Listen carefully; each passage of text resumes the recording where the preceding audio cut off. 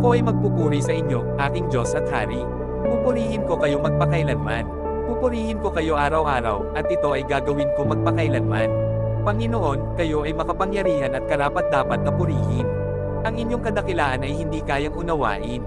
Ang bawat salinlahi ay magsasabi sa susunod na salinlahi ng tungkol sa inyong makapangyarihang gawa. Pagbubulay-bulayan ko ang inyong kadakilaan at kapangyarihan, at ang inyong kahangahangang mga gawa.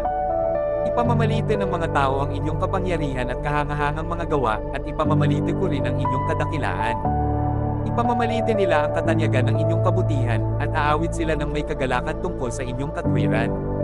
Panginoon, kayo ay mahabagin at matulungin, hindi madaling magalit at sagana sa pagmamahal. Panginoon, mabuti kayo sa lahat, nagmamalasakit kayo sa lahat ng inyong nilikha.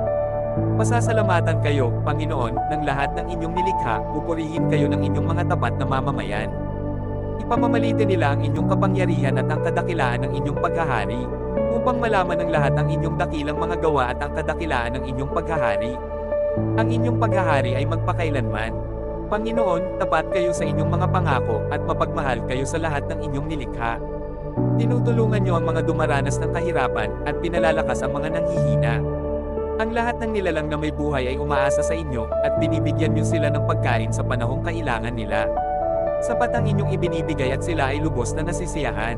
Panginoon, matuwid kayo sa lahat ng inyong pamamaraan, at matapat sa lahat ng inyong ginagawa. Kayo ay malapit sa lahat ng tapat na tumatawag sa inyo. Ibinibigay niyo ang nais ng mga taong may takot sa inyo, pinapakinggan niyo ang kanilang mga daing at inililigtas niyo sila.